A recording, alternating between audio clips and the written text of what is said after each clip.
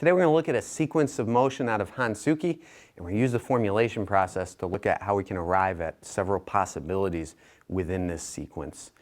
And you'll see some of the alterations that we come up with are actually sequences of motion that exist within many other Kempo techniques.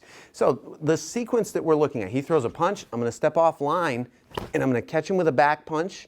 And now this is circular in nature, then I'm going to reverse motion, catch him with a cross hammer, and then we're going to have yet another circular path that we travel and catch him with a hammer. So this particular technique is very circular in nature. Again, he throws his punch, I'm going to catch him with my first punch here to the side of the head. We have another circular path as we perform a cross hammer, and then this circles around, it's what we call a frontal hammer, right into the groin. Okay, now the first thing that we should note, whenever you're using circular motion, you can very often explore the path that you're traveling on and find multiple points of contact on that particular path. That's one of the benefits of circular motion. So when he throws his punch, yes, I can circle straight into this back punch, but alternatively, I could use an initial blow down below, which is somewhat obscured, and you'll notice by the nature of his punch, his body is rotating, so we're going to borrow that angular momentum, and it's going to help enhance the blow of our first strike, which we're going to add, which is a raking knuckle to the ribs. So he throws his punch, and now I circle around, and I catch him with both. We hit him here, circle into our punch here. Let's change sides to look at some alternate possibilities to finish the technique with. Again, he throws the punch, and we catch him with our initial moves.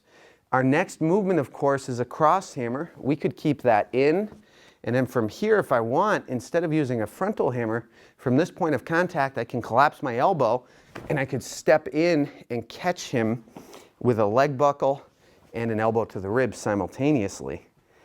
There's yet another alternative, however. So we have one. We're supposed to catch him with this hammer in the original sequence. What if we delete that move and let this collapse in, and we catch him with our elbow, and now we bounce back into the sequence. And now, based on our positioning, it might be more appropriate, instead of a cross hammer, we can alter it to a back knuckle and sort of adjust the angle, make it a glancing blow at a downward angle. And then we're going to come back around now and catch him with an eye hook and a scoop kick and a chop, so that we finish the technique with that sequence. An important consideration with the closing of the technique is his stance. If his stance, make it a little more narrow for me. If his stance is too narrow, trying to perform this kick, his stance is closing off and protecting the groin. If he has a wider stance, that ending is more suitable. So there's an alternative approach now. Instead of coming in for a leg buckle, we can still follow the same sequence, but now we can move in behind, come back in with our back fist, and then you probably guessed it, we can finish with a takedown to close out the sequence.